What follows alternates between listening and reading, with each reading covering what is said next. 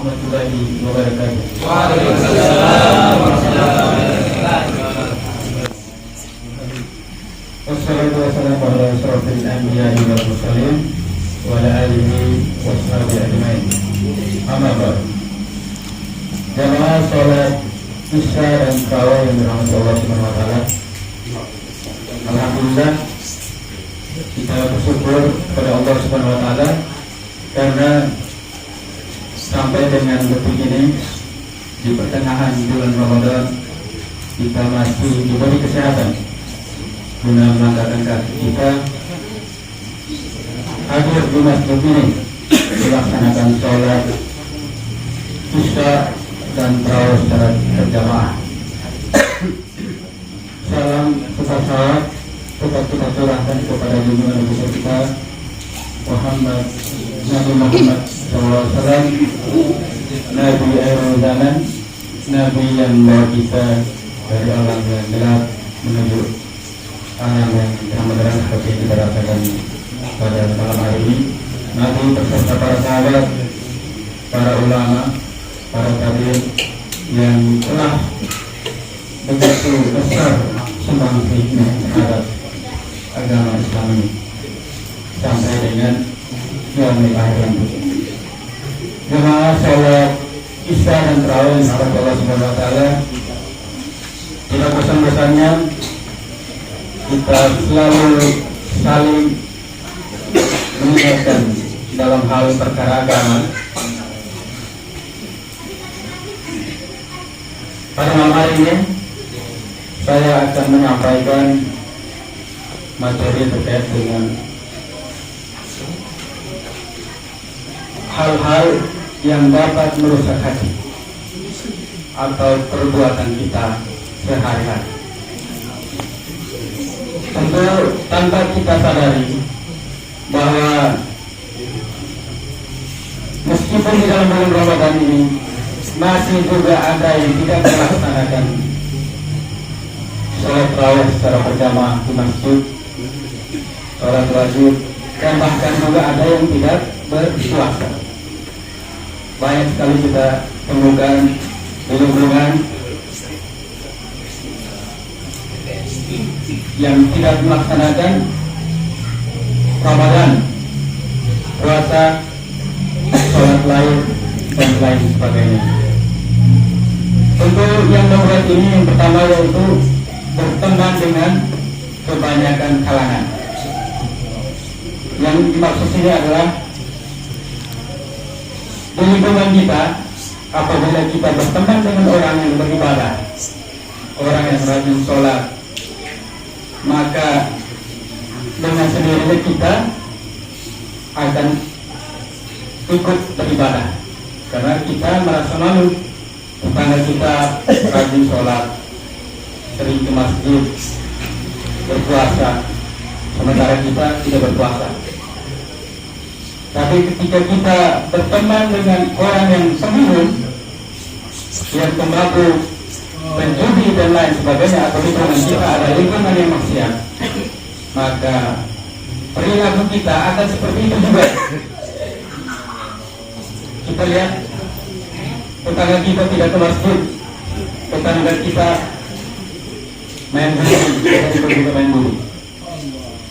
Tetangga kita minum minuman khamar, kita juga ikut minum di sana. Dan ini yang menyebabkan kita tidak melakukan ketaatan kepada Allah Subhanahu wa taala. Semakin jauh,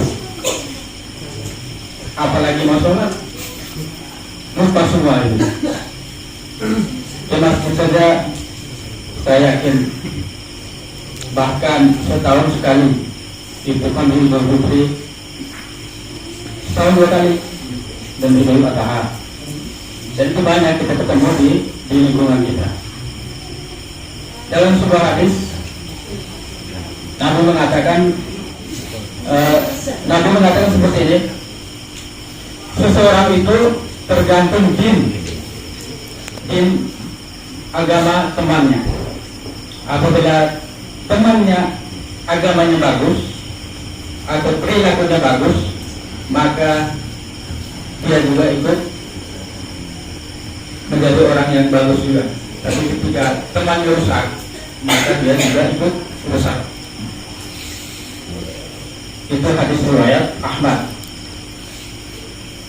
Kemudian yang berikutnya, yang kedua, yaitu beriman kepada selain Allah. Kita masih percaya kepada hal-hal lain, melakukan perbuatan syirik misalnya. Kita masih mempercaya hal-hal lain. Ketika kita sakit, kita masih minta pertolongan orang lain. Kita tidak minta kepada Allah Subhanahu wa Ta'ala. Itu salah satu juga yang membuat kita, hati kita ini semakin jauh kepada Allah Subhanahu wa Ta'ala. Terus yang kedua, yang ketiga, angan-angan kosong. Kebanyakan kita ini sudah tidak tahu tentang agama, malas tahu tidak mau belajar. Tidak ke masjid untuk mengaji misalnya,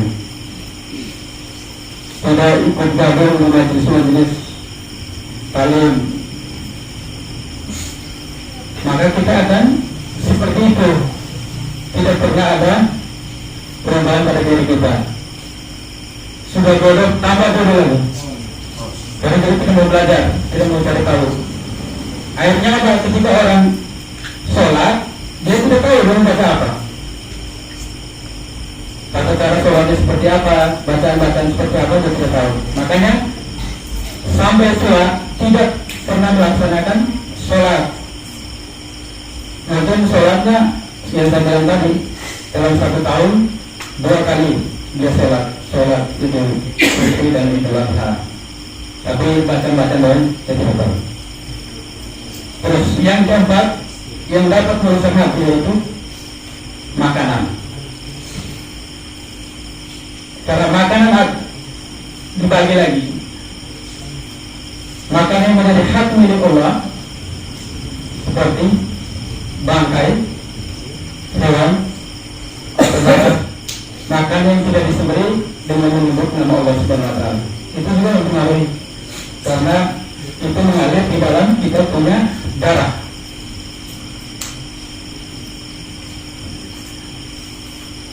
Kemudian makanan yang kita ambil dari rampasan, kita curi dari orang lain, maka makanan itu akan mengalir di darah kita. Kemudian kekenyangan, makanan kekenyang setengah bulan. Kalau seandainya orang kalau kebanyakan makan itu, habis makan dia malas,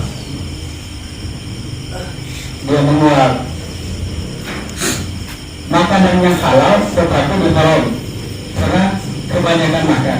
Karena setan itu mengalir di dalam darahnya kita, di urat nadi kita ini, dia ikat ke sana, membuat kita malas untuk melakukan ketaatan kepada Allah Subhanahu wa Ta'ala. Terus yang kelima, yang terakhir, yaitu tidur, kebanyakan tidur. Kita lihat kalau orang yang sering tidur, dia itu malas, apalagi melaksanakan sholat subuh tidak mungkin dia sholat. Dan Allah mengatakan bahwa tidur yang paling dibenci itu yaitu tidur pada pagi hari dan sore hari, dan tidur yang paling bagus adalah di siang hari. Kemudian pada subuh, biasanya orang kalau habis subuh dia tidur, bangunnya jam 10 sampai jam 11 siang.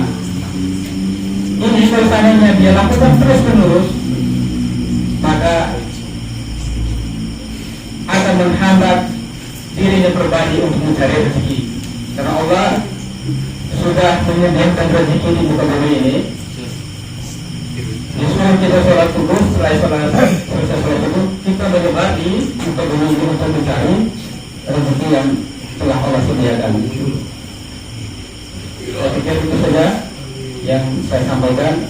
Ada 5 hal yang dapat merusak kita punya perilaku, dan banyak yang tidak melaksanakan ketaatan-ketaatan kepada Allah Subhanahu wa taala.